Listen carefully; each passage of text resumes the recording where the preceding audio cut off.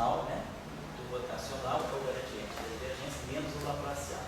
Então nós vamos introduzir agora qual é o operador que generaliza, está associado, né, assim, que se associa ao laplaciano. Então esse operador, né, aqui, é o operador que nós chamamos de Laplace-Beltrame.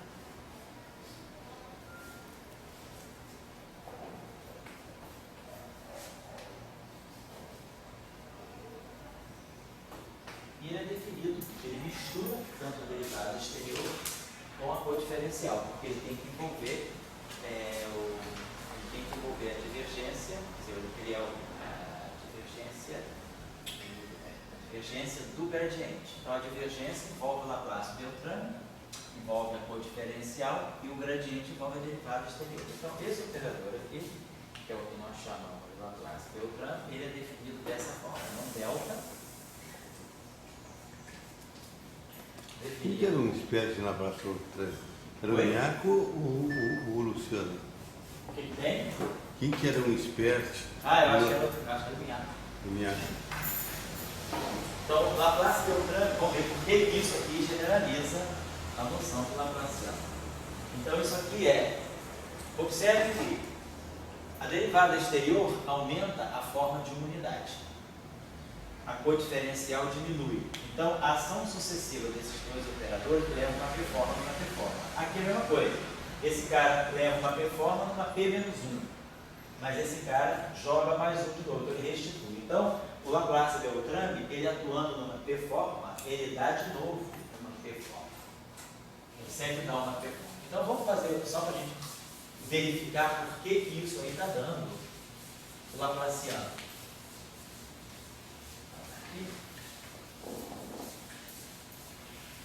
Então vamos pegar, por exemplo, o operador de Laplace-Beltrame atuando numa zero forma. Vamos supor então que o delta atue numa zero forma, um escalar. Uma zero forma. Então eu vou ter delta D mais D delta. Isso aqui atuando no escalar. Então, vamos ver isso aqui. O delta, quer dizer, o D, a derivada. Vamos dizer que a gente tem externo, a derivada exterior atuando nesse objeto aqui, dá uma. Vamos ver se a gente pode botar isso de uma maneira mais sucinta. Está delta, está assim. Vamos deixar assim. Então, esse objeto, vamos fazer esse pedacinho aqui só. Derivada do T. Então, esse objeto aqui vai dar uma 1 forma. Como isso aqui é uma 0 forma, derivada exterior, então dφ é uma 1 forma. Então dφ vai ser dφ dxi. Essa é a 1 forma gradiente. Tá? Vamos ver agora o delta. Nós estamos em 3 dimensões espaciais, né? 3 dimensões espaciais.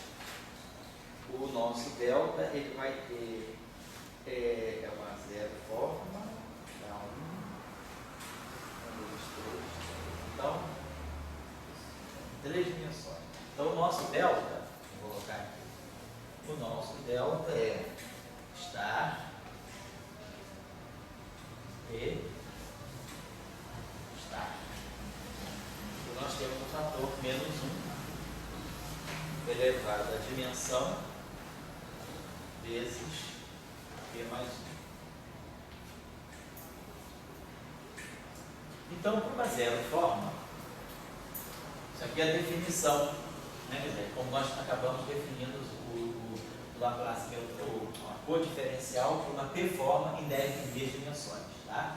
Nós estou pegando, né? Então, agora eu tenho que tirar o delta de uma 1 forma. Tá?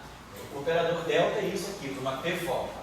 No caso de eu estar em 3 dimensões e pegar uma 1 forma, então dá 3 vezes 2, 6. Então, esse fator aqui dá 1 quando eu estou em 3 dimensões e eu pego uma 1 forma. Porque eu vou ter que aplicar esse delta, esse dφ. Aqui é uma 0 forma, então dφ é uma 1 forma. Então delta vai atuar numa forma. Eu vou ter que tirar a codiferencial desse objeto. A codiferencial desse objeto aqui é a codiferencial de uma uniforme em 3 dimensões. Então, esse fator aqui dá 1. Então, a primeira coisa que eu vou ter que fazer, então agora quando eu atuar, eu vou ter que fazer isso aqui, ó, delta D. Então, vai ser dual, derivada exterior, dual do dφ. dφ dx. Então, eu estou tirando o dual de uma uniforme. O dual de uma uniforme é uma 2 formas. Então, vamos fazer essa operação aqui. O dual de uma uniforme. É uma 2 formas. Quem é essa 2 formas? Então, a 2 formas, ela vai ser o meio de epsilon m, n, i, dφ, dxn, dx. Lembrando da aula anterior, isso é quando eu tiro o dual de uma uniforme. É uma 2 formas. A 2 formas, então, ela ganha o fator aqui, né? Eu tiro o dual de uma p forma, eu produzo aquele fator d menos p fatorial. Então, nesse caso, d é 3 e a p forma é 1. Então, boto o meio. Boto o epsilon. Deixo os índices saturados, livres, os d menos p índices livres. E o índice satura os índices com a forma que eu tenho. Essa minha forma tem um índice apenas. Então, eu só vou poder saturar um índice. E os índices que estão livres aqui, eles pegam a base de forma. Então, isso aqui é o dual dessa uniforme. Está tirado o dual dessa uniforme. Agora, o que a gente tem que fazer é tirar a derivada exterior dessa 2 formas. Então, nós temos agora que tirar a derivada, essa derivada exterior. Ela vai atuar aqui. Então, a derivada exterior de uma 2 formas é uma 3 formas. Vamos continuar aqui.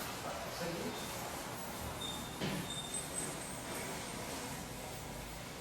Então, a derivada exterior dessa 2 formas é uma 3 formas. Então, eu vou pegar o meio do epsilon, m, n, i, e aí eu tenho que fazer, como é que eu vou o que faz a derivada exterior? Ela tira uma derivada da componente, então eu vou botar aqui um dj atuando no dφ, e aí introduz imediatamente aqui um dxj. E aí aqui vem dxn, dxn. Certo? Então, esse objeto aqui, tá? Direitinho. Então, ele é uma 3 formas. Tem que ser completamente antissimétrico. Bom, vamos pensar aqui. Isso aqui para nós quem é? Então, nós já sabemos em 3 dimensões, esse objeto aqui é epsilon, j, n, dx1, dx2, dx3. 3 dimensões, esse objeto é isso. E aí, epsilon, jnn, epsilon, mni, a contração dos 2 epsilons dá 2 delta de ij. Então, essa contração dos epsilons come esse fator 2 e produz aqui o laplaciano. Então, o que nós estamos ganhando é isso aqui, laplaciano de φ, dx1, dx2, dx3. Então, essa é a operação. Nós estamos aqui. Não, nós estamos aqui. Já tiramos o dual. Tiramos agora. Estamos aqui. Tiramos a derivada disso aqui. Então, nós estamos nessa operação. Agora eu tenho que tirar o dual disso. Então, nós estamos nessa operação aqui. Tem que tirar o dual disso aqui. Então, isso aqui é o quê? É uma 3 forma. O dual de uma 3 forma é uma 0 forma. Então, isso aqui a gente sabe. Eu posso escrever essa 3 forma da seguinte maneira. Isso aqui é 1 sobre 3 fatorial.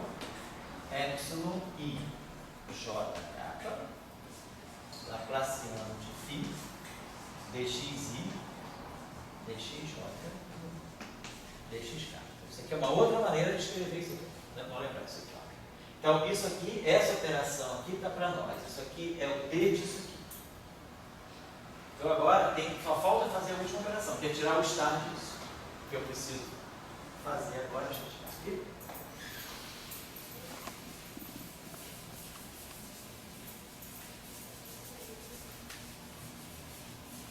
Então, o que nós vamos fazer agora é tirar o dual. Então, eu preciso tirar o dual dessa três formas aqui. 1 sobre 3 fatorial, epsilon i j k, laplaciano de φ, dxi, dxj, dxk. Bom, como é que eu tiro o dual de uma P forma? É uma D menos P forma. Então eu boto aquele fator, D menos P fatorial. Como isso aqui é uma 3 forma, vai ficar 3 menos 3 fatorial, que é 0. 1 sobre 0 fatorial, que é 1. Aí coloco esse, boto é uma 0 forma, né? Uma 3 forma é uma 0 forma. Então eu coloco o epsilon, ijk, contraído com os três índices, com esse objeto que está aqui, que são os três índices disso aqui. Que é isso aqui. Epsilon e jk, laplaciano de φ. E não tem nenhum dx. Isso aqui é uma 0 forma. Então, epsilon com epsilon dá 3 fatorial, dá 6, cancela. Então, no final do dia, isso aqui está me dando o laplaciano de φ. Então, o que nós vimos foi... Agora, claro, eu tenho que fazer a outra parte. Eu fiz só o delta D. Agora eu faço o D do delta. Porque são as duas coisas, né? É delta D mais D delta. Então vai dar um 2. Então, quando eu fizer isso aqui, o Laplace Beltrami atuando em φ, ele vai dar um meio do Laplaciano de φ. Então, o Laplace Beltrami mostra explicitamente só, em 3 dimensões, o Laplace Beltrami de uma 0 forma é o seu Laplaciano. Então, isso já nos habilita a pensar que a ideia do operador de Laplace-Beltrami é realmente definir a noção de Laplaciano, que agora vai ser estendida a qualquer forma. No caso da 0 forma, ele reproduz o Laplaciano. Vou apagar isso aqui. Fica como exercício para vocês também fazer em 3 dimensões, é simples, não é? Só um exercício assim, só um pouquinho de trabalhinho, mas esse trabalho é algébrico. Que nós sabemos o seguinte: como é que eu tiro o Laplaciano de um vetor de 3 dimensões, o Laplaciano de um f? Então a gente tira o Laplaciano de um f usando essa relação rotacional do rotacional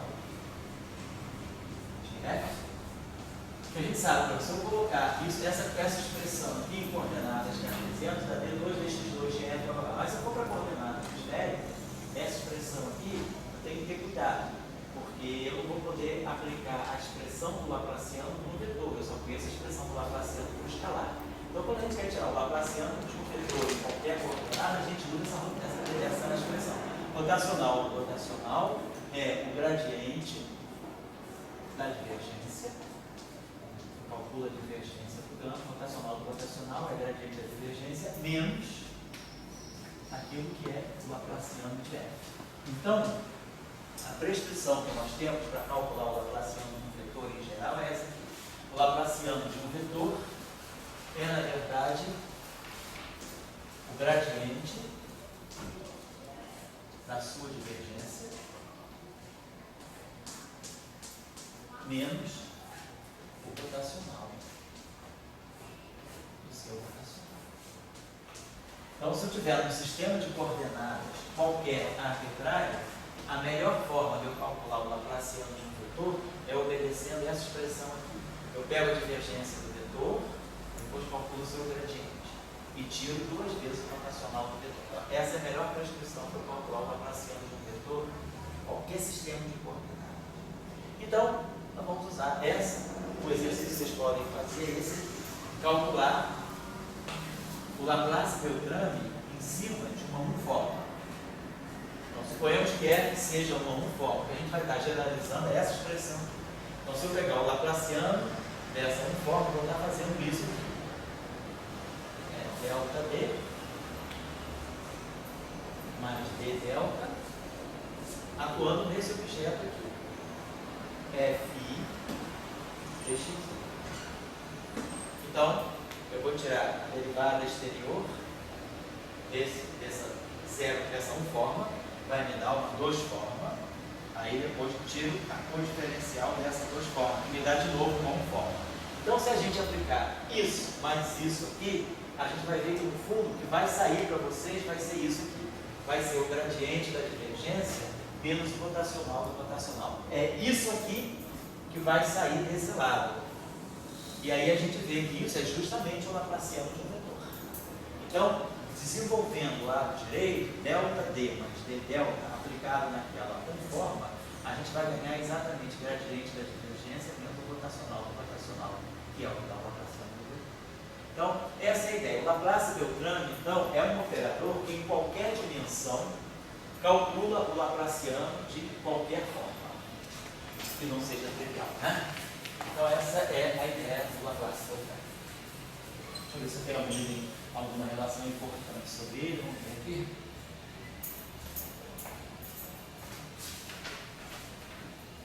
Tem umas relações que podem ser úteis, que são essas aqui.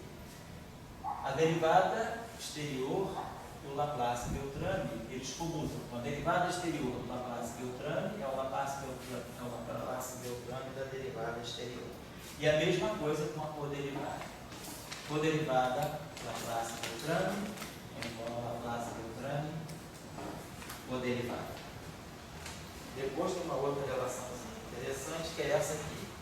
O dual atuando no Laplace-Beltrami também é o Laplace-Beltrami atuando no dual.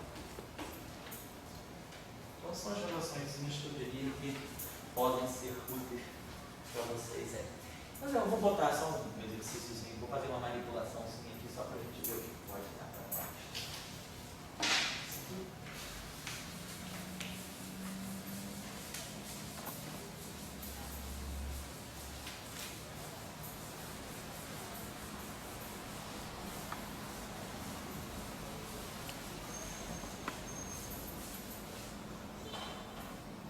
Suponhamos que a gente tem a seguinte situação.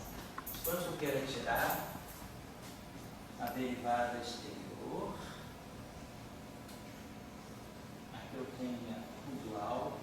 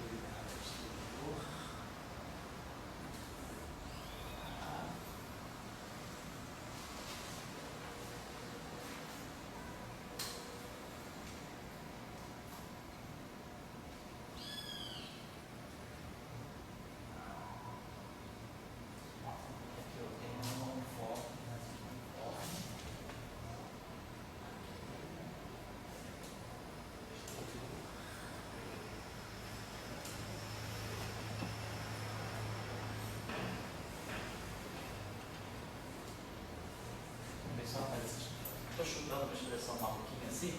Então, por exemplo, vamos supor que A seja uma uniforma e que B seja também. Vamos supor que eu tenha duas uniformes. A e B sejam ambos uniformes. Então, esse cara aqui é uma uniforme. Se esse cara aqui é uma uniforme, a codiferencial é uma zero forma. Então, fica uma zero forma exterior, uma uniforme. Então, isso aqui é uma uniforme. A derivada exterior de uma uniforme é a 2 formas.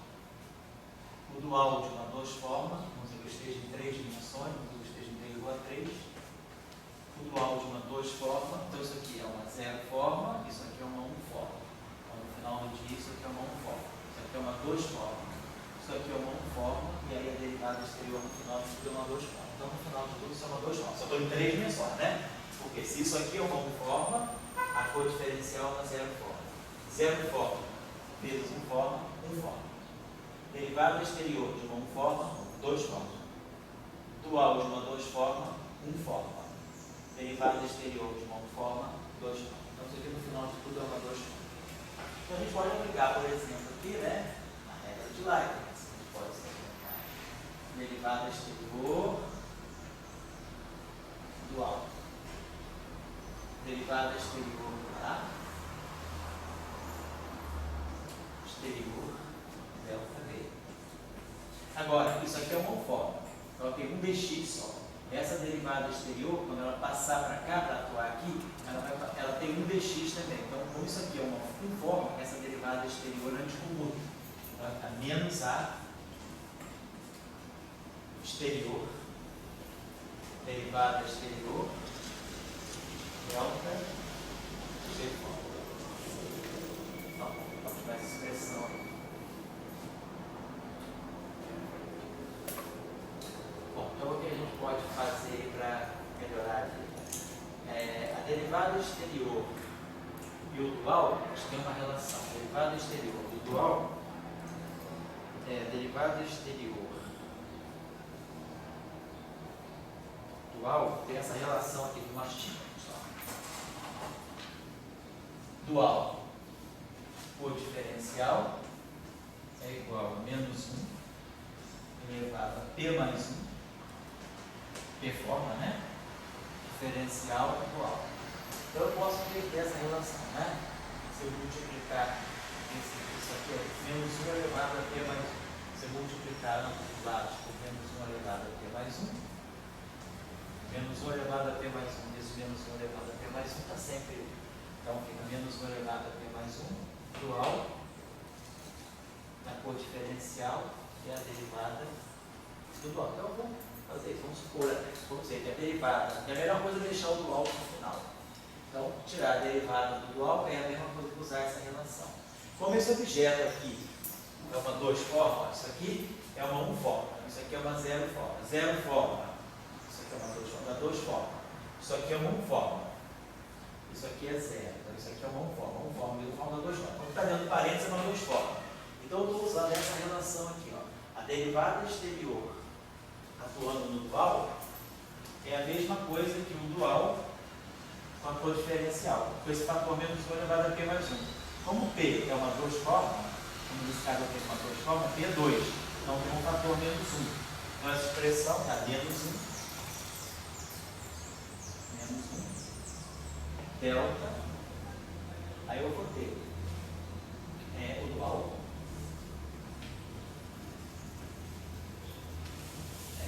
menos 1,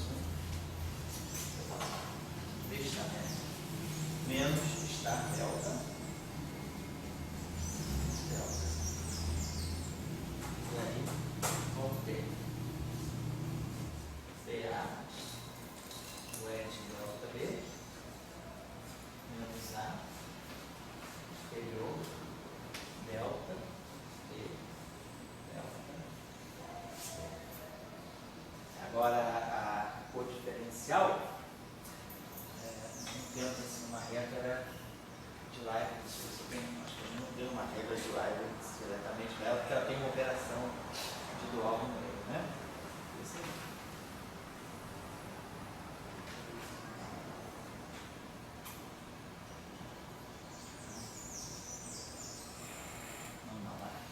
Então, eu poderia, acho que no máximo, a gente poderia parar, quer dizer, a cor diferencial, na verdade, ela tem. Vamos pensar assim, se a gente quiser também, a gente pode botar derivada, podia também fazer a seguinte coisa,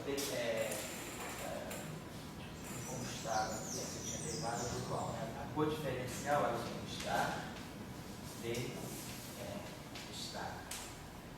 Então, tem esse estar, o estar não diria que a gente para por ele, não vejo mais nenhuma simplificação que a gente possa fazer. Só para mostrar a vocês como é que a gente pode, às vezes, manipular com essas expressões usando essas regras. Isso é coisa importante. Então, vamos começar aqui agora a discussão da eletromagnetismo.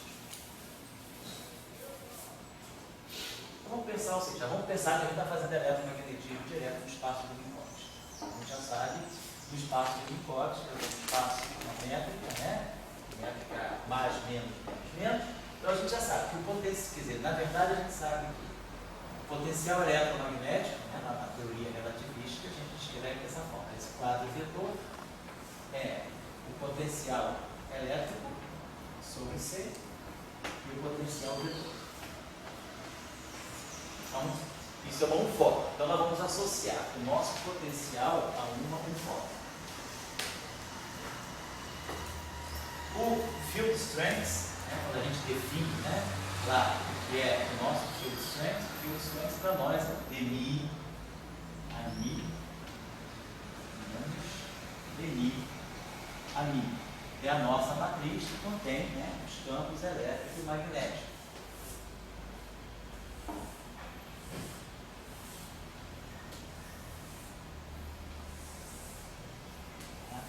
Então, na verdade, o F0I é D0 a I menos DI a 0.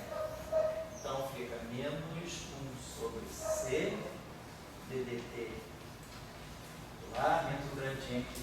Então, essas componentes aqui vai ficar 0.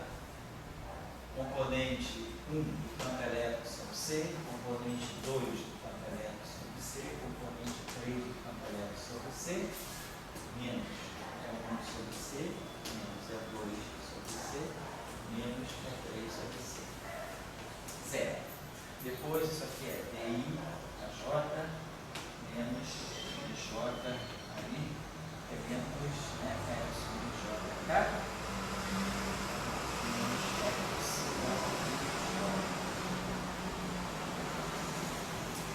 nacional de A, componente menos, ok, 0, 1, 0, 2, menos P3, P1,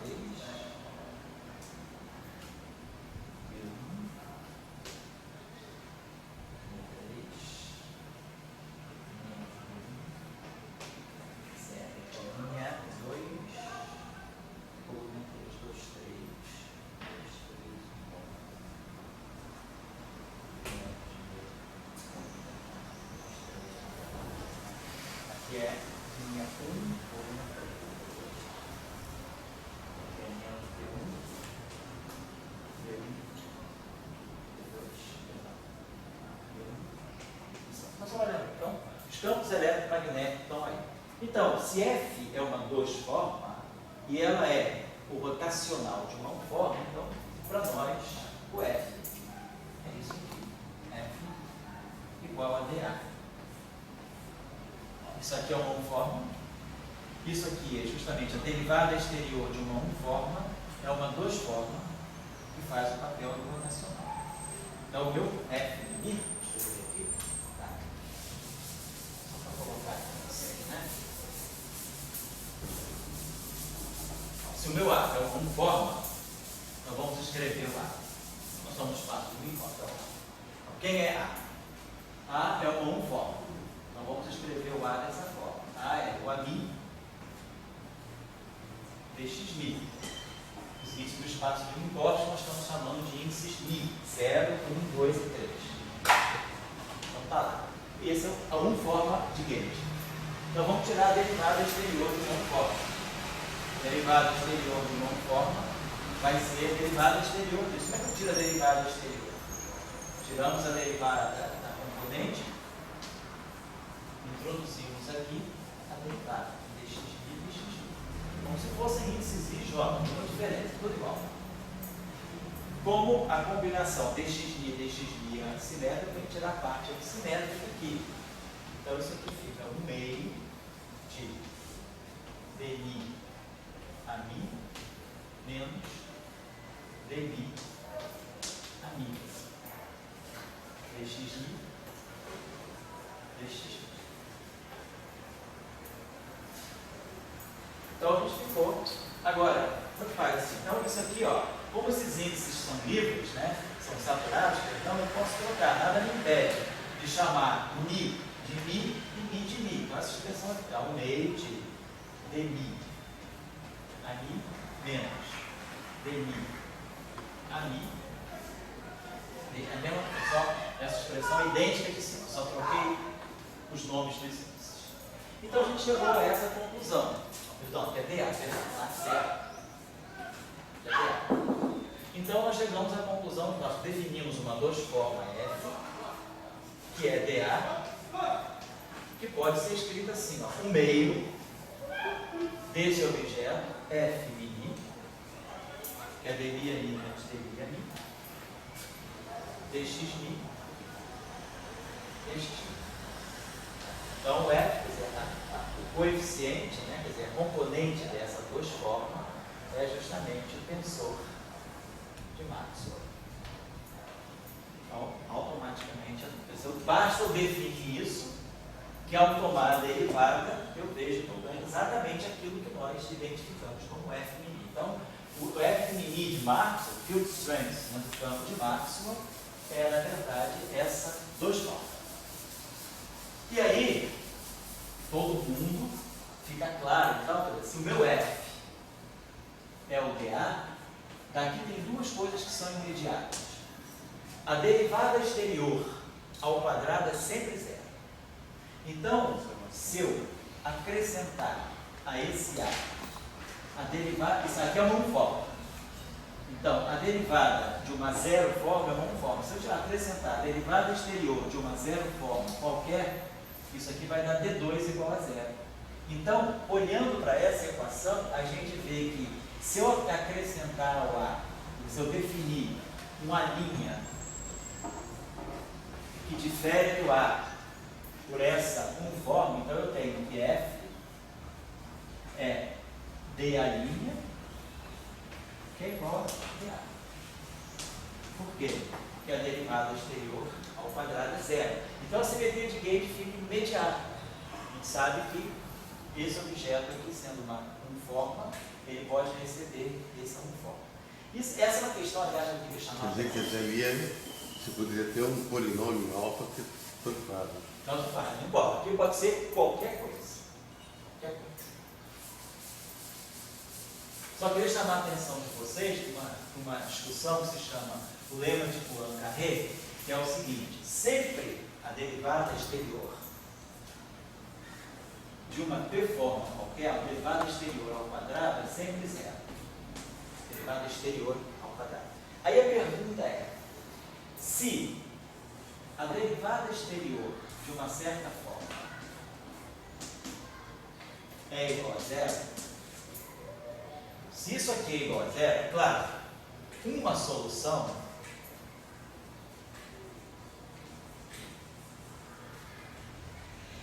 é WQ igual a derivada exterior de uma forma Q menos 1. Certo? Sempre que, se a derivada exterior desse objeto é zero, pode ser que esse objeto seja a derivada exterior de uma Q menos 1 forma. Por quê? Porque D2 automaticamente é zero. Então isso aqui é uma solução imediata daquela equação.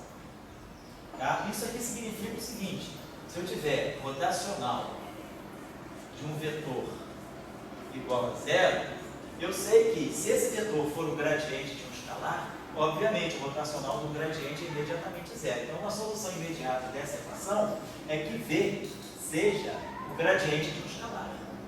Mas nem sempre essa é a solução única. Então eu posso ter soluções que não sejam o rotacional de um gradiente igual a zero. Eu posso ter rotacional de um vetor que seja zero, e esse vetor não necessariamente é o gradiente de um escalar.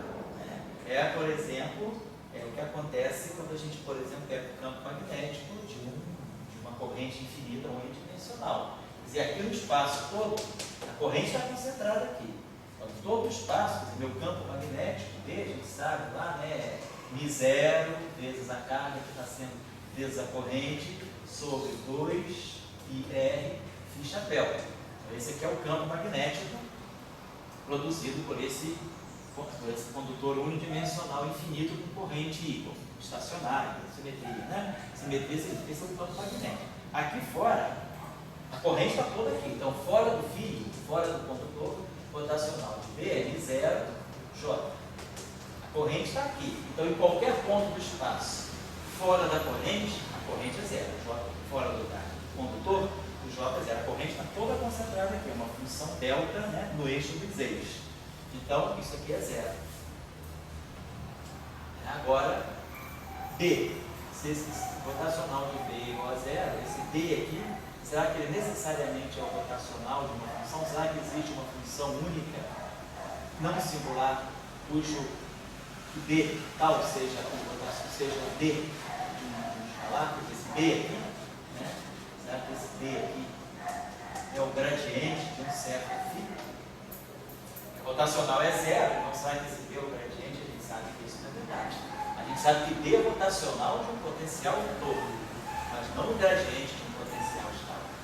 Então, essa solução, essa equação, nem sempre admite como solução o gradiente de um escalar. O gradiente de um escalar é uma solução, mas não é a única solução. Então, isso por quê? Porque se eu tenho a corrente aqui, eu tenho singularidades aqui. Então, meu espaço tem uma singularidade. Então, o que acontece exatamente aqui? A solução dessa equação, nem sempre é que isso aqui seja a derivada exterior de uma forma mais baixa. Eu posso ter soluções dessa equação que não satisfaçam a essa condição. É exatamente o paralelo que eu estou fazendo aqui. Eu tenho rotacional de B igual a zero, mas B não é o gradiente de um escalar. Isso aqui é uma forma. Então, eu pensaria, será que essa forma é o gradiente de um escalar? Não. É verdade isso. Então, aí a gente chegou ao conceito que é uma forma exata e que é uma forma fechada. Uma forma exata é toda forma que pode ser escrita como sendo a derivada exterior de uma forma mais baixa. Então, quando esse WQ ele for a derivada exterior de uma forma de uma ordem mais baixa, a gente diz que isso aqui é uma forma exata. Toda forma exata é uma forma que pode ser escrita como sendo a derivada exterior de uma outra forma de uma ordem abaixo. Isso é uma chamada forma exata. E uma forma fechada é uma forma que satisfaz a essa condição. Se uma forma tem derivada exterior nula, nós dizemos que essa forma é a forma fechada. Então, a forma fechada não necessariamente é exata. Então, eu tenho formas exatas, formas fechadas e formas exatas. Claramente, toda forma exata é uma forma fechada. Mas nem toda forma fechada é uma forma exata. Então, essa discussão leva ao chamado lema de Poincaré. Quer dizer, sempre, eu vou poder escrever uma forma fechada. Então, se isso aqui é uma forma fechada, então, a minha forma fechada ela pode ser uma forma não trivial, mais a derivada exterior de uma forma exata. Então, se W é a solução daquela equação, U também é a solução da mesma equação. Porque D disso é igual a zero, D disso é igual a zero, então automaticamente DU é igual a zero. Então, toda forma fechada pode ser escrita como uma outra forma fechada mais uma forma exata. Então, as formas fechadas, elas são definidas a menos de formas exatas. Então, isso aqui seria uma simetria de Reis daquela equação. Por exemplo, se o rotacional de B é igual a zero, eu posso jogar em cima desse B o gradiente de qualquer função, porque isso aqui é uma situação satisfeita. Se eu jogar B mais gradiente de alguma coisa, o rotacional do gradiente é zero. Então, essa equação, ela tem naturalmente uma simetria de Gauss. Eu posso jogar qualquer gradiente em cima do B e essa equação toda. Então, o lema, o chamado lema de Poincaré, ele lida com essa questão. Será que toda forma, então se num espaço acontecer que toda forma fechada é exata, se essa equação aqui admite como solução apenas as formas fechadas, então nesse espaço a gente tira uma série, esse próprio espaço é um espaço trivial, ele não tem nenhum buraco, ele é um espaço sem singularidade nenhuma.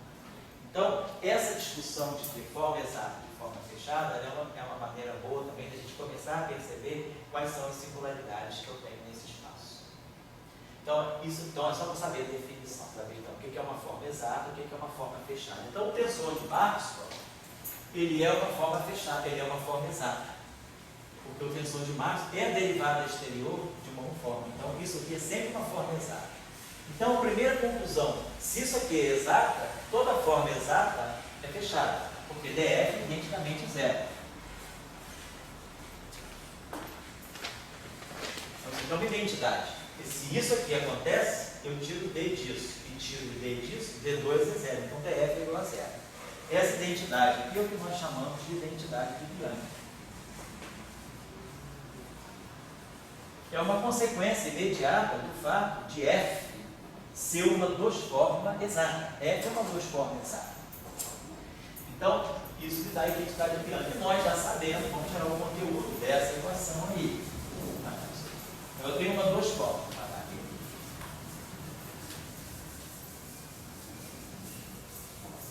Então vamos lá. Eu tenho essas duas formas. F é uma duas formas. Nós já vimos. F, então, para nós, é um meio do F mini, que é dmi a i menos dmi a mi, dxmi, dxmi. Então isso aqui é o tensor de Maxwell. É as duas formas de Maxwell. E essas duas formas de Maxwell satisfaz a essa condição. df igual a zero. Vamos ver o que está contido aí. Vamos tirar o df. Derivada exterior de uma duas formas para três formas. Então eu botei aqui uma três formas, vamos chamar de W3. Vamos ver isso. W3, que é igual a zero. Isso aqui é zero. Nossa três formas, df é igual a zero. Então vamos lá, vamos ver quem é df. Como é que eu tiro a derivada exterior de qualquer forma? Um meio. Aí tem que tirar a derivada do quociente, da componente. Mini k.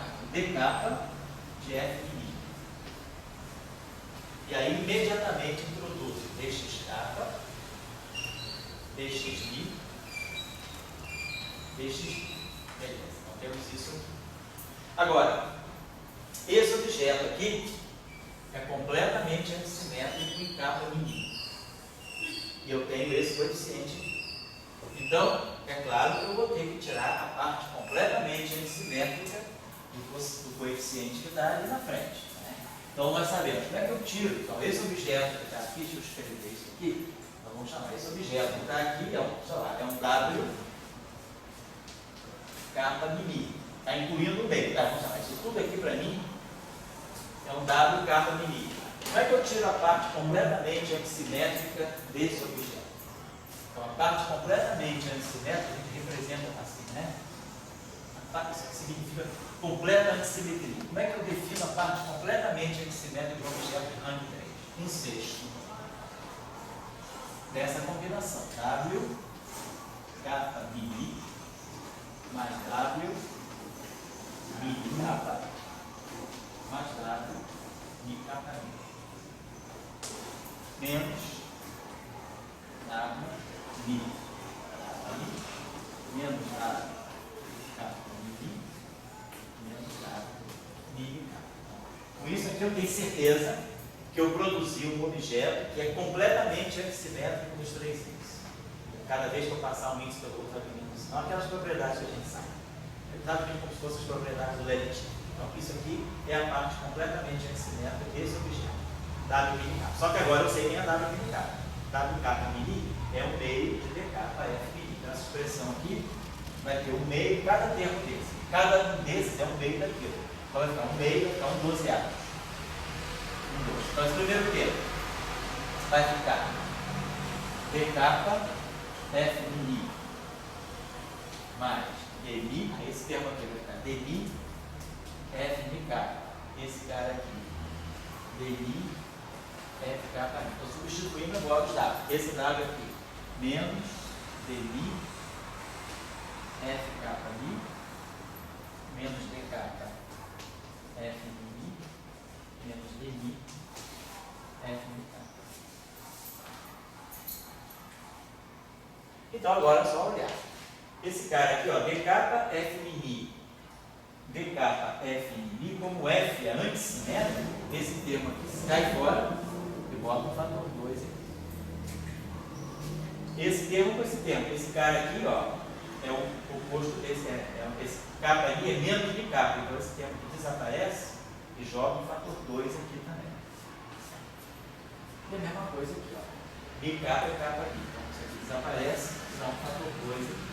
Então a expressão já foi ficando assim. Então, a parte completamente antissimétrica desse objeto, então o que eu fiz agora? Eu sei que isso aqui me obriga a eu pegar a parte completamente antissimétrica desse objeto. Agora eu sei quem é. Então, o meu DF é isso aqui. A parte completamente antissimétrica, aquele meio cancela com 12avos, é um sexto. Isso aqui é um sexto do PMI. PK F mini mais dmi F capa mais DI F capa mi dx capa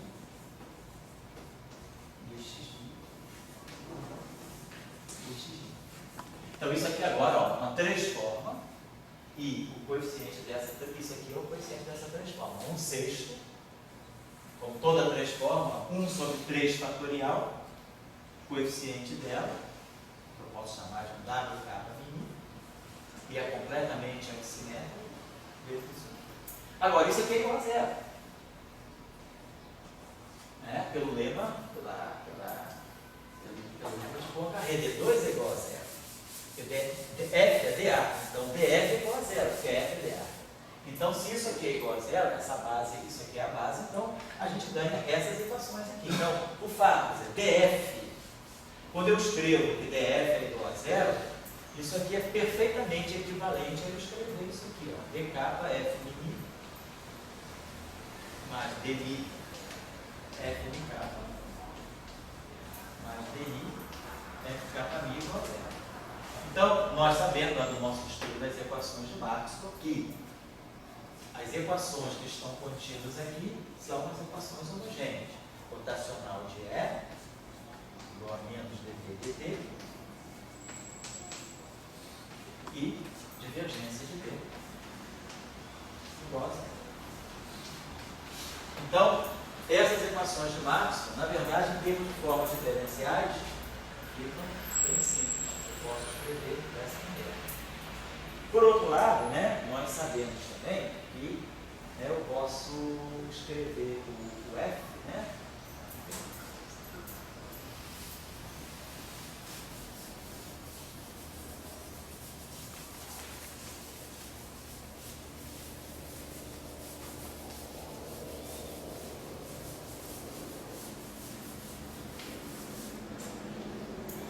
Vou usar essa relação agora, para vocês verem uma outra coisa. Então, essa equação aqui já contém uma coisa. O fato de F ser igual a dA já me garante essa equação aqui, esse conjunto de equações aqui, dF igual a zero.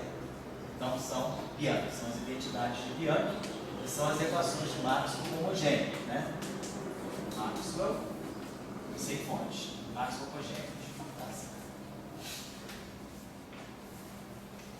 Muitas vezes, a gente encontra essa equação grafada também desse modo. Nós já vimos no nosso curso eletrodinâmico que essa equação aqui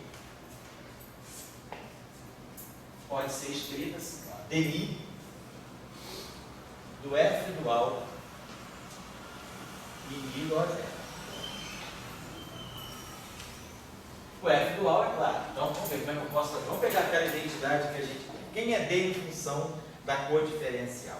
Nós temos essa expressão aqui, ó. D é igual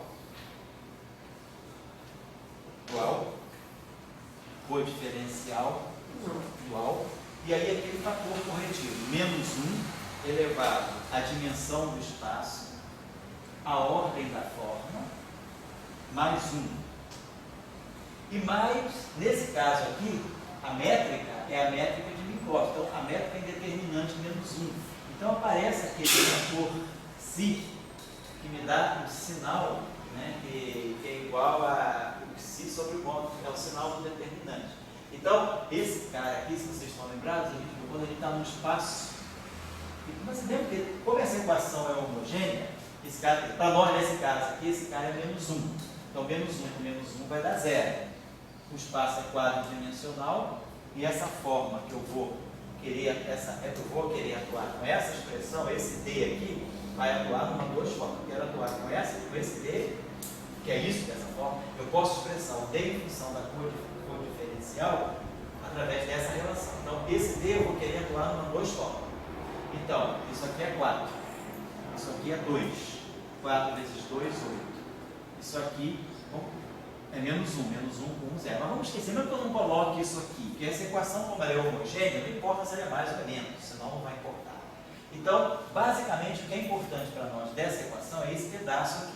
Então, quando eu substituir esse D por isso aqui, a menos desse fator, que não importa, porque isso é igual a 0, o que vai sobrar para mim de importante aqui? Vai ter dual, codiferencial, dual do f igual a zero. Essa equação fica assim. Mas, se o dual de uma certa coisa é zero, é porque essa coisa é zero. Quando o dual é zero, o dual tem as mesmas componentes que o original. Qual é o papel do dual? É replicar o objeto, só que num outro espaço. Então, se o dual de tudo isso aqui é zero, é porque esse cara é zero. Se o dual dele só tem componente zero, é porque ele também só tem componente zero. Então, essa equação me diz que delta do estar f é igual a zero. Mas o que é isso aqui? O que o delta faz? Delta é a divergência. Isso aqui é o dual. Ó, é essa equação aqui, ó. A divergência do dual. Então, essa equação é idêntica a essa. Então, o que eu estou querendo dizer é que as equações de Maxwell homogêneas, elas podem ser escritas df igual a zero. Esse df igual a zero, ela está me dando isso aqui, ó. Essa equação aqui, ela é equivalente a isso aqui, ó. Di f de kappa mais as permutações cíclicas igual a zero. Então, eu posso escrever as equações de Maxwell homogêneas dessa forma, ou eu posso escrever dessa forma, delta do dual de f igual a zero. Isso aqui significa isso, divergência do f de igual a zero. Então, são as duas formas que eu encontro de escrever as equações de Maxwell. Normalmente, essa equação de Maxwell, normalmente ela é grafada desse modo, df igual a zero. Mas eu posso escrever também uma codiferencial. E agora, para acabar, nós temos as equações de Maxwell com fontes. Nós sabemos ou não. Quer dizer, você tirou essas equações a partir do f menino, né? A partir do f menino, a partir do AMI. O que eu fiz foi fundamental de tudo do eletromagnetismo, toda a informação eletromagnética está no potencial, está aqui. Então, o AMI, a partir disso aqui, eu tenho um quadro de vetor, cuja componente temporal é o potencial elétrico, é o V, sobre C, e cuja parte vetorial é o potencial vetor magnético. Falei, tem uma uniforme. Então, eu disse, isso aqui é uma uniforme. Eu vou associar a esse objeto uma uniforme. A, que é igual a μ dx. Então, aqui. Aí, automaticamente, eu falei, vamos ver, vamos definir, vamos tirar a derivada exterior do ar. É uma duas formas, que eu chamei de f.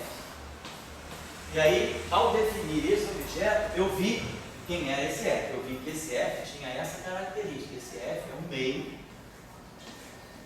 do dmi ali, menos dmi ali, dxi, dxi. E aí eu vi que, então, a derivada exterior desse a, ela me dá exatamente aqui, como componente dessas duas formas, o tensor de Maxwell. Então, ao tirar a derivada desse objeto, eu ganho o tensor de Maxwell. E aí, por f ser igual a dA, df é igual a zero. E aí eu ganho, agora eu ganho a equação de Maxwell. Isso aqui representa duas equações de Maxwell. Isso aqui, que é idêntico a isso aqui, quer dizer, são duas formas exatas de escrever uma coisa. Isso aqui é igual a isso, que é igual a isso. Isso aqui me dá duas equações de Maxwell. Me dá o rotacional de f e me dá divergência de f. Mas como é que você iria explicar isso para o Faraday? E explicar Para o Faraday. Para o Faraday. O Faraday estava ali com o motor tomando choque. Certo. E daí disse, não, isso aí não tem nada. Tem isso aqui assim, que é uma coisa muito... eu estou pegando literalmente. Não, claro. Vai Não, que a gente teria que dizer, quer dizer, qual foi o grande papel que o Faraday teve. Antes disso, né, quando Faraday entra aqui, quando ele rompe com aquela ideia de que é o gradiente de φ. Até Faraday, o que a gente tinha, que o campo elétrico era o gradiente do potencial e que o campo magnético era o rotacional de um vetor. Essa era a situação até Faraday. Divergente rotacional de E igual a zero. Automaticamente. Quando Faraday chega e diz rotacional de E não é mais zero, rotacional de E é menos vetor do que, quando ele faz isso, então ele está dizendo o seguinte: rotacional de menos gradiente de φ é igual a menos ddt do rotacional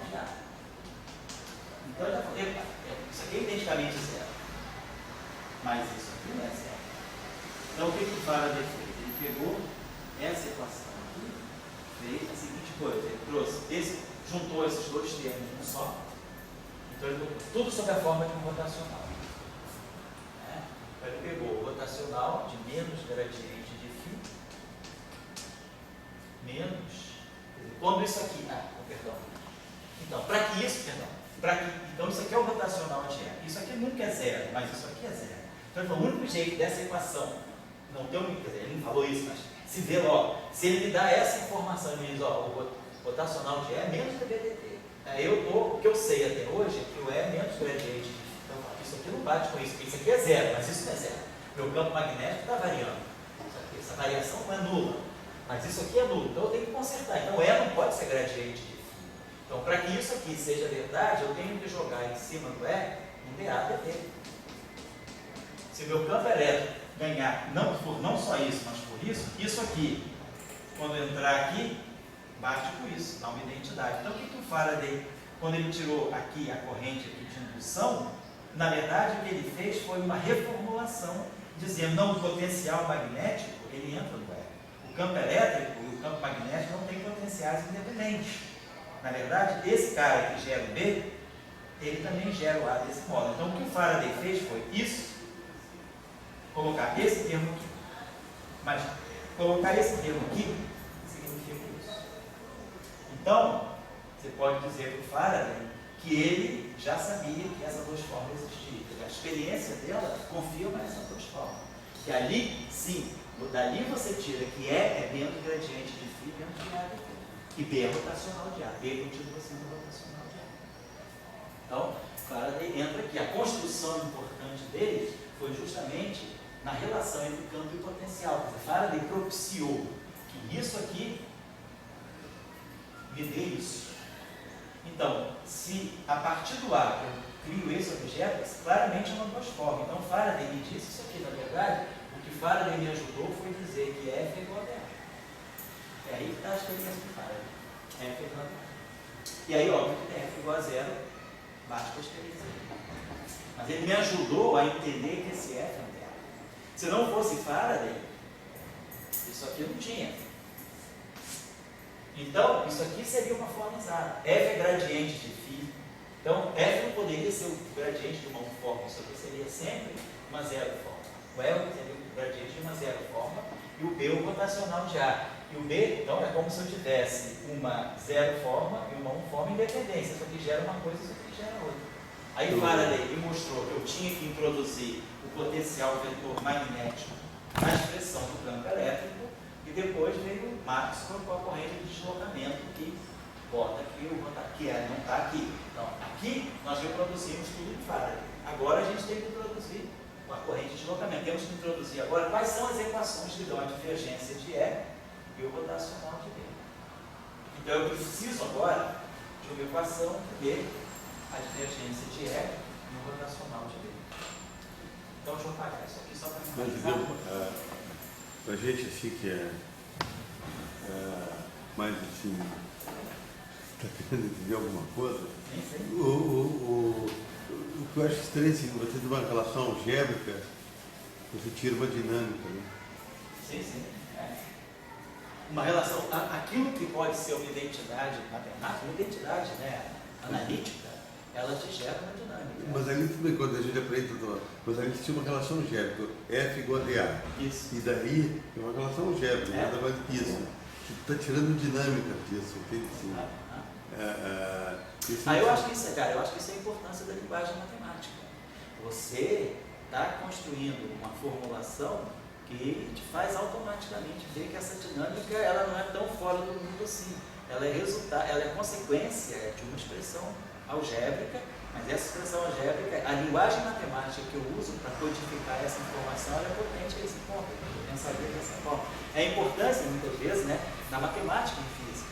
A matemática faz a gente poder ver coisas que não ficam muito claras, sistematizar, sistematizar melhor uma constatação, uma ideia. Porque se você for pensar como o Faraday, até assim, bota o Maxwell, ele diz, tem que ter uma dinâmica, então a pessoa tem uma dinâmica, em cima da conservação da carga elétrica. Então ele chegou às equações de Maxwell buscando uma dinâmica, talvez tivesse meio lógica, né? E botando uma conservação de carga. Certo. Agora acho que vai obter essa dinâmica a partir de uma relação algébrica. Isso é um salto forte. Sim. Assim, Eu acho que sim. Tipo, formular. E você imagina isso assim, faz a gente compreender algo tão claramente no caso de uma teoria simples como o elétron, simples não, mas uma teoria mais simples, né, como o eletromagnetismo. Agora, quando você coloca isso para Young Mills, por exemplo, você vê, ou com a gravitação, essa formulação te faz ver muitas coisas. É uma linguagem muito assim, elucidativa desse sentido. mas você novamente estaria dizendo que o Einstein, essa coisa de espaço curvo, que tem uma relação algébrica que tira o Einstein, teve um provando esse espaço. Eu diria que, claro, a mesma coisa, né? Quem veio primeiro, isso ou Faraday? Primeiro veio Faraday, né? Quer dizer, de repente isso já estava na matemática, mas os matemáticos não viam, né? A teoria de Gauge, né? Os fibrados já estavam na matemática há muito tempo. A teoria de Gauge veio bem depois. Quer dizer, quando Young Mills descobre as teorias de Gauge, já havia na matemática o conceito de fibrado, conexão, vamos dizer, a formulação estava lá. Mas o cara em física só foi descobrir pela física mais tarde. Eu diria a mesma coisa, a formulação da gravitação já estava lá. Einstein só chegou na geometria riemanniana, ele só trouxe a geometria riemanniana para a física, tá vendo? Na relatividade geral. Mas a geometria riemanniana já estava lá, desde o século passado, desde 2 séculos atrás. Então a formulação da relatividade já estava toda pronta. Mas o matemático não foi capaz de ver que aquilo descrevia o campo gravitacional. Da mesma forma, né, que eu acho que o cara, quem construiu, né, essa construção toda de fibrados, né, essa construção geométrica da geometria diferencial, você não sabia que você estava escrevendo um formalinho matemático que estava com eletromagnetismo, as teorias de Young Mills, tudo na tua mão e você não sabia. Então, muitas vezes você tem a matemática na tua mão e você não sabe ler física. E muitas vezes você acha uma física e quando você vai escrever aquela física em linguagem matemática, você descobre que aquilo já existia na matemática há muito tempo, eu que não estava vendo. Teoria de grupo é a mesma coisa. Quando traz uma mecânica quântica, em 1926, né? Em 1928, já percebe a importância da teoria de grupo na mecânica quântica. Quer dizer, quando se derivou muita coisa em mecânica quântica, não se sabia ainda trazer a teoria de grupo para a física. Quando se viu que a mecânica quântica ela é muito, né, naturalmente explicada, quer dizer, explicada não, mas escrita em termos de teoria de grupo. Se eu soubesse bem o conceito de grupo de rotação, se eu soubesse trazer o conceito de grupo de rotação, de representações para a física, talvez eu tivesse descoberto o spin antes da experiência de Stern, antes da descoberta do Goldsmith, né? Do Uhlenbeck e Goldsmith. Quer dizer, Uhlenbeck e Goldsmith, eles trouxeram o spin para a física. E aí depois é que a gente associou o spin com o momento angular na mecânica quântica. Mas se eu soubesse só teoria de grupo, quer dizer, com a teoria de grupo eu já tinha tudo na mão, já tinha o spin. Só não tinha o H cortado, mas tinha o spin, tinha a quantização. Então, eu acho que é um pouco isso. Marx, quer dizer, Faraday, ele me dá um outro patamar para o eletromagnetismo. Mas se eu soubesse formas diferenciais, talvez eu tivesse, né? Como a gente fez aqui no curso, no nosso curso de eletromagnetismo, a gente sempre faz essa lição. Desculpa, só para completar o raciocínio, a gente faz essa lição. A gente fala, não sabemos o que é o eletromagnetismo, mas a gente sabe que existe, se existe uma partícula que se desloca com a velocidade da luz e que tem spin 1, se existir um objeto que tem a velocidade da luz, portanto satisfaz a equação de onda 1 sobre C2, D2, dt2, menos Laplaciano, atuando num campo que tem spin 1. Eu boto aqui, isso aqui para vou querer estudar essa equação simples. Essa equação aqui está me descrevendo um objeto que se propaga com a velocidade da luz, portanto tem massa de repouso nula, que tem spin 1. Então, esse é o conteúdo dessa equação. Aí vai ver lá no nosso curso, a gente vê que essa equação implica que dmi, f mi, certo? Implica que dmi, f de kappa, mais sempre é igual a zero. Ou seja, essa equação reduz as equações máximas. Então, eu não precisaria ter feito todo o histórico de Einstein, lentes, Faraday lentes, corrente de deslocamento. Eu poderia ter ignorado toda a etapa histórica e decidido só o seguinte: eu quero. O que a natureza está me dizendo quando eu tenho uma partícula relativística, com massa de repouso nula, um espinho se propaga? A propagação dessa partícula, ela induz, ela implica naquilo que são as equações de Maxwell. Então eu poderia ter descoberto o eletromagnetismo sem saber nem o que é carga elétrica. Eu poderia dizer: eu quero descrever a propagação de um objeto de spin 1 com a velocidade da luz. Isso me gera aquelas equações. E aí isso aí. E aí a gente viu no curso: se eu trouxer isso aqui para o mundo dos elétrons, né, a gente sabe que isso aqui implica que o que descreve o elétron tem que sofrer uma transição, uma transformação de fase, que é o que define a carga elétrica. Então, a gente vê que a gente pode compreender melhor a carga elétrica a partir da informação de que tem alguém que se propaga com a velocidade da luz e tem spin 1, que é o fóton. Então, se eu soubesse só o fóton, eu saberia automaticamente mais. Eu diria que isso está dentro da construção da relatividade. Né? Mas isso está ótimo, está bem claro isso, porque isso aí mostra a partir de uma dinâmica, que não é da carga elétrica, é do fóton, e obtinha uma outra maneira de chegar às equações de Maxwell. Né? Mas aqui é um salto maior. Aqui você diz, pensa numa relação algébrica, uma relação algébrica, estou te dando uma fotografia. Certo. A partir daquela fotografia, construa a história da pessoa. Estudou a fotografia do Washington hoje, com essa fotografia, a hora que ele nasceu, como ele nasceu, o que ele fez quando ele tinha 8 anos, no dia 7 de dezembro de 1995, ele estava tirando goiaba no terreno do vizinho. Em Petrópolis se rouba goiaba, em Petrópolis se rouba jabuticaba, pitanga, né? Então é isso, cara, você tira a história. Então eu acho que esse formalismo, ele é muito bom para mostrar, assim, aquele paper de Dirac de 39, que é o equilíbrio entre a física e a matemática. A física te abre muitas portas e você, sempre em física, procura uma descrição matemática adequada para aquela física que você descobriu. Então o experimental vai lá, leva choque, se corta, se machuca, fica com a mão cheia de calo dos parafusos, e o teórico se sente na obrigação de, a partir daquele sofrimento físico, o sofrimento do teórico é um sofrimento mais mental. Ele vai ficar se contorcendo para procurar uma teoria para que ele não vai dormir, vai fumar, vai brigar com a mulher, vai xingar todo mundo, porque ele quer descobrir uma teoria que justifique o sofrimento daquele experimental. Então vamos dizer assim, esses são os dois lados da física. Agora, muitas vezes você pode poupar tudo isso. Você pode, lá no teu gabinete, né, na tua salinha, viajar, né, terrivelmente, formular uma teoria, e você já manda o carro. Você vai para o laboratório para fazer exatamente isso que você vai encontrar. A matemática te permite isso. Mas aí tem uma coisa que você colocou que uma coisa é você, tipo, o que é mais importante, carga elétrica ou invariância da luz? Aqui você está mostrando que a invariância da luz pode chegar na carga elétrica. Então você mostrou que algo tenha mais profundo, né? A luz pode ser mais, ela pode dar mais informação então, do que a mera ela podia dar carga elétrica, poderia talvez até dar outras coisas a mais. Então você conseguiu, mas você está pegando uma dinâmica. Ali tem da Lambertiano, que é uma dinâmica. Ali não, ali você botou uma fotografia. Você aqui com essa fotografia, cara, você está resolvido, sabe? Você é como se tivesse. Porque é a questão, não é a matemática, ela não é perigosa para a física. Claro, a gente tem que saber fazer uma coisa balanceada, um pouco de matemática, mas às vezes a gente não pode tirar também a importância que você pode descobrir algo em física a partir da matemática. Você descobriu o pósito a partir da matemática. Dirac, quando ele escreveu a equação dele em 1928, ele não viu o pósito.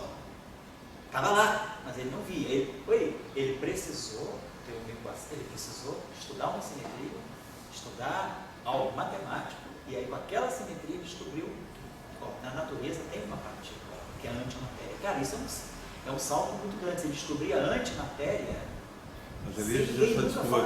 Ali ele propunha uma simetria. Pois é, tinha uma aqui, matemática. Aqui nem isso, entende? Quer dizer, aqui é uma fotografia, claro que essa fotografia tem muita coisa ali dentro. Claro. Mas é uma coisa.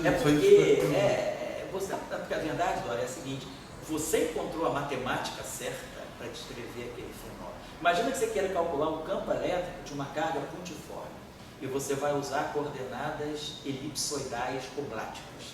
Você fala, você não vai fazer nunca. você não achou a coordenada certa para resolver o problema. O problema pede coordenada esférica, ele está gritando para você que R tenta φ. Pá! Aí você resolve o problema em coordenada esférica no instantinho. Se você for querer escrever o campo de uma partícula multiforme em termos de coordenadas paraboloicas, não sei o que mais, você vai ficar louco. Se você encontrar a matemática, então você quer descrever, por exemplo, se você quiser descrever relatividade geral usando espaço euclidiano, você nunca vai ver buraco negro. Então, a matemática certa é a geometria diferencial. Então, eu acho que o que acontece também é quando você coloca a matemática certa, quer dizer, na verdade, você escolheu o formalismo correto de tratar um certo fenômeno, aí as coisas fluem. Eu acho que a gente tem que se render a isso. A gente não descobre, eu, pelo menos, tenho esse ponto de vista, não. O físico não descobre toda a física. Tem uma hora que, às vezes, o matemático descobre física do físico. A gente tem que entender isso. E o físico propõe matemática nova para o matemático. Também tem um outro lado. Aquela fotografia ali, ela não consegue fotografar o setor simétrico. Sim. Isso. Ah, claro. Ela não é tão completa assim que você... Pode ser que existam outros setores que você tenha que complementar, claro, sem dúvida, né? Não estou dizendo que a formulação é completa. Ela descreve aquilo que ela se propõe. Agora, pode ser que haja novas extensões do eletromagnetismo que isso aqui não contém. O setor simétrico do Washington poderia estar... então tem que buscar um outro tensor. Tem que introduzir a agora. parte que ele ia ganhar dinheiro. Contanto isso aí vire o motor do futuro, né? Bem, ou vire, sei lá, espintrônica, né? Se você construir um computador quântico a partir da parte cinética, beleza? E aí você está vendo que o exercício que você está fazendo é esse. Você não precisou falha aí, foi bem para você. Estão propondo uma nova física a partir do caderno, do papel. Papelzinho que você pode estar sentado no ônibus, no avião, no aeroporto, esperando o avião. Você está propondo uma física que talvez só vai ser usada daqui a 100 anos, quem sabe? Então, você vê que você está jogando do lado, né? Você está jogando do lado da matemática. Você está preparando uma coisa que não tem ainda nenhuma visão, não tem uma conexão física. Vamos tentar agora jogar o setor simétrico do eletromagnetismo. Qual é a motivação física para isso no momento nenhum? Mas por que não? Por que a gente despreza o setor simétrico? Vamos ver o que dá. E aí pode ser que saia uma física além do modelo padrão. O objeto da discussão de hoje está esse, né? Desconstruindo o padrão e o modelo padrão, né? Beleza, então só para a gente terminar, as equações de Maxwell com fonte divergente de E e rotacional de B. E no espaço de Minkowski a gente já sabe como é que a gente codifica. Dmi, Fmi, igual a M0, Jni. Onde essa nossa corrente Jni, ela é a densidade de carga, CO, e o J. Sabe? Densidade de carga, a corrente elétrica. Então a gente escreve que divergente de E é rotacional de B. Então o que sai? Como é que eu vou enquadrar essa? Então isso aqui é uma duas formas. Mas isso aqui é uma divergência. Isso aqui não é uma rotacional, isso aqui é uma divergência de uma duas formas. E a gente sabe que a divergência ela tem que estar associada a esse objeto aqui. E esse objeto aqui, o que ele é? Ele é estar de estar. Então, pode escrever essa equação. Então, esse cara aqui é uma duas formas. O dual dele é uma. Então, o dual de uma duas formas é uma outra duas formas. E a derivada de uma duas formas é uma três formas. O dual de uma três formas é uma forma. Então, essa equação poderia ser escrita assim. No lugar do D, eu sei que isso aqui é uma derivada, eu poderia escrever isso assim. Delta F. Então, isso aqui é uma duas formas. Oi? Duas formas. Isso aqui, uma derivada para codiferencial, basta ser uma forma. Então, essa forma deve ser a corrente. A corrente é um quadro de vetor, então é uma forma. Então, eu posso escrever essa equação. Se for no VAR, então essa equação pode ser escrita assim: estar D, estar F igual a V0J. E aí eu posso, como isso aqui tem um dual, eu posso tirar o dual daqui e posso tirar o dual daqui. Dual do dual dá aquele fator menos 1 elevado a D, N menos P. E aí fica o dual aqui. Então eu posso escrever essa equação também assim: D dual do F igual a μ0 dual do J. Se eu estou no vácuo, não tem corrente, então a equação de Marco d mi F mi igual a 0 é d dual de F igual a 0. No vácuo, então isso aqui é igual a 0. Então, se eu tiver no vácuo, eu tenho d dual do F igual a 0. Tá. Ou então a gente tem duas equações de Marco. No vácuo, as equações de Marco no vácuo são d dual do F igual a 0. Em presença de correntes, é d dual do F igual a μ0 dual da corrente. Isso aqui é uma 2 forma, isso aqui é uma 3 forma. Então, o lado esquerdo é uma 3 forma. Isso aqui é uma 1 forma, isso aqui é o dual de 1 forma, uma 3 forma. 3 forma igual a 3 forma. Então, como a gente quer as equações de Marx, certo? Então, a conservação da corrente dmi Jmi igual a 0. Então, eu poderia dizer de divergência de Jmi igual a 0. Então, basicamente, a conservação da corrente isso aqui igual a 0. Tá? Vou colocar desse modo aqui, ó. Que aí fica a identidade. Quando eu aplico o delta aqui, ó, codiferencial, a equação de Marx é essa aqui. Codiferencial de F igual a 0. Não, perdão. Codiferencial de F igual a μ0J. Essa é a equação de Marx no fonte. Forma original dela. Isso aqui. Codiferencial igual a μ0J. Quando eu tiro, aplico o operador delta aqui e aplico o operador delta aqui, delta ao quadrado também é 0. Então, delta ao quadrado igual a 0, automaticamente delta do J igual a 0. Então, a conservação da corrente, ela sai imediatamente daqui devido a essa identidade delta 2 igual a 0. Certo? Então, eu acredito que com isso, a gente já diz assim, o cara já perdeu o medo das formas. Não ensinei quase nada de forma, mas ensinei a vocês a sujar as mãos, tá? A técnica formal, não ensinei a usar a cabeça, ensinei a usar a mão. Então a mão está suja, nós aprendemos a sujar a mão. Agora o cara pode fazer um trabalho intelectual, pegar um livro, formalizar, sabe? Mas vocês já sabem como começar a operar e o porquê das coisas. Então vocês podem estudar formas diferenciais, porque vocês vão ver, qualquer livro vai ser importante. A álgebra das formas, que é o produto exterior, a derivada das formas, a codiferencial e o Laplace Beltrán. Então, o que vocês estão fazendo o tempo todo? Nós estamos o tempo todo, quando trabalhando com forma, nós estamos generalizando o produto vetorial, o gradiente, o rotacional, a divergência e o Laplace. É isso que nós estamos fazendo. Em qualquer espaço, em qualquer método. Isso pode ser feito em espaço curvo, eu fiz sempre em espaço plano, mesmo espaço de hipótese que o nosso é plano, mas na relatividade geral, isso pode ser feito, como a gente fez no nosso curso aí de Young, Mills e gravitação, quer dizer, quando a gente define, né, aquilo que